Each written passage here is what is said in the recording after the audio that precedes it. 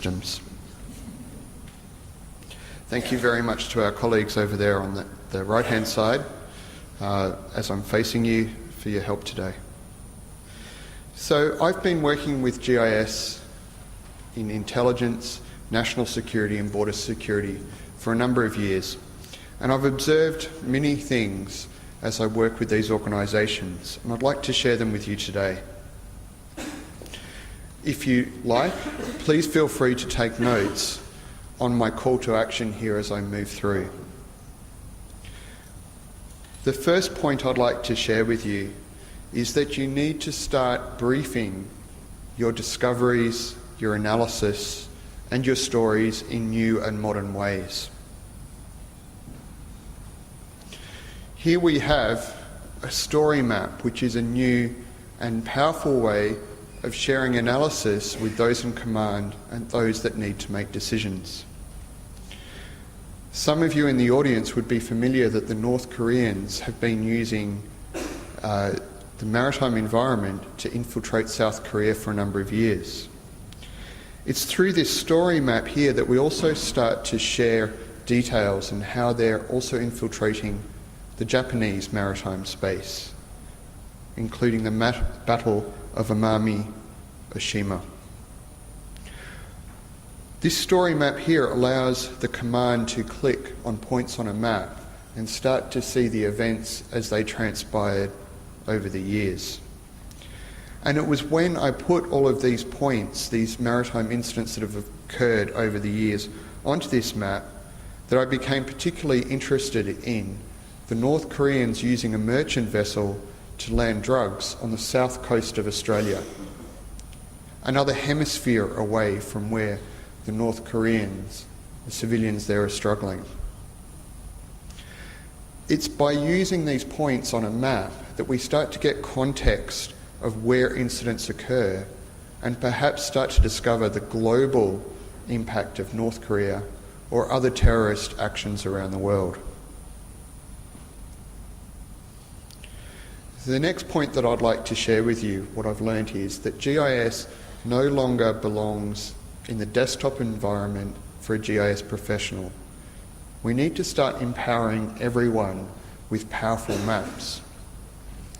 An example of this is using Microsoft Excel, the ubiquitous Office application, to start embedding maps based on locations built into that spreadsheet or that intelligence report. And perhaps you can see here how we have been able to move several hundred rows of shipping activity into a simple map, and you can already see the density of shipping around the world. The next point I'd like to share with you is that we become so much powerful when organisations start sharing their data. It's very important that we don't become stovepiped and hold our data to ourselves. When combined with other data from other organisations, we can make better decisions. And here we have an example of where the Hydrographic Office provides their electronic navigational charts fused with the topographic charts to enable amphibious or littoral operations. So once we've been able to fuse them, we need to start collaborating and sharing these products. By using a geospatial platform, we can start sharing these products, these fusions of data, together with select groups throughout all of the services in Sri Lanka to enable operations. The fifth point I'd like to share with you is that you can use spatial analysis found in GIS software to become more efficient and target operations in a more effective means. For example, we can use spatial analysis in our desktop software to get the base hydrographic data fused with near real-time shipping feeds. As we identify a suspect ship off the coast of Australia, we can use a spatial model, a series of steps, to determine the likelihood of where they're going to travel to, so that we can start deploying our own forces. The first step is, say, for example, based on their current heading. We define a sector here, a particular search area, where they're more likely to transit to. The second step is to look at the distance they're likely to travel farthest on. So we identify range rings here. After a 6-hour interval, they're able to travel a certain distance. We can then combine those two together. We can fuse those two analysis steps together to come up with a refined search area.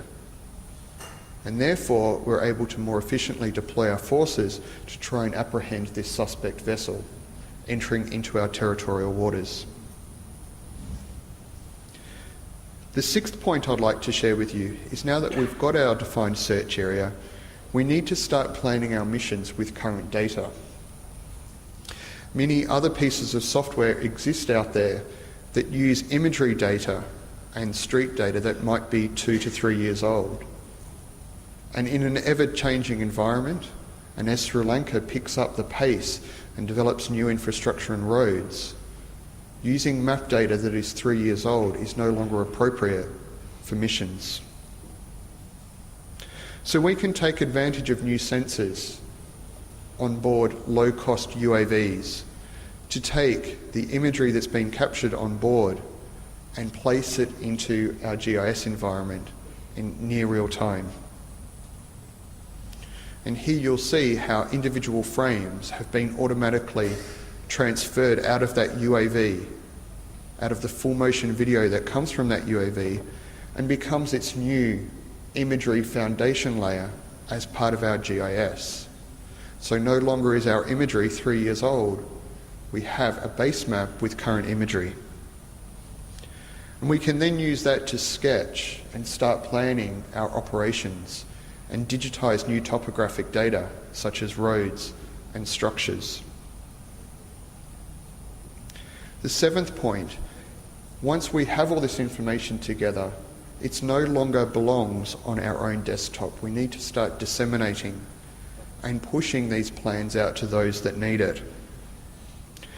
We can equip our command with powerful web maps in a secure environment that fuse together the topographic data, the hydrographic data, the latest imagery from our sensors and our operational plans without installing any software. We can also equip our mobile users, those with Android, iPad or Windows devices, small tablets, with those plans as well, so that they attend their briefings and their meetings fully equipped with the latest base data and operational plans. So you can see here how that same map that we had with our UAV imagery and our plans is being shared just on a different device. The eighth point that I'd like to share with you is that embracing new technologies gives you an advantage over any adversary. By that, I mean taking advantage of moving that foundation data and the powerful spatial analysis into both a 2D and 3D environment helps you make better decisions. We can also start rehearsing and preparing for missions by using a 3D environment to move through our particular urban environment that we may need to send our troops into, so that they can be best prepared. And that's the final point. How do we prepare? And it's so important to be prepared, but it's not just maps. An example here is how we can start preparing briefings on particular known threats, so that when an incident occurs, on our tablet or our iPad device, we have a briefing ready to go for our senior command that embeds the text, the maps, and the videos that we've captured in our organisation of past incidents and known intelligence for that environment. So I'd like to leave you with these 9 points here, and perhaps you've made a note of these. We need to brief in new and modern ways so that we can efficiently make decisions. We need to empower everyone with GIS. Take advantage of web browsers and Microsoft Office and other software that exists throughout the organisation so that they have the power of maps. We need to fuse all of the different organisations' data together so that we empower operations that might take place in an amphibious or in a littoral mode. Collaborate and share those plans. Achieve new efficiency with spatial analysis. Plan missions with current data rather than data that is not authoritative or 3 years old. Disseminate those plans as quickly as possible to the warfighter, to the personnel on the ground, to the people out at sea guarding the maritime boundaries. Embrace new technology. And lastly, use GIS as a way of being prepared to counter any future actions. Thank you very much for your time.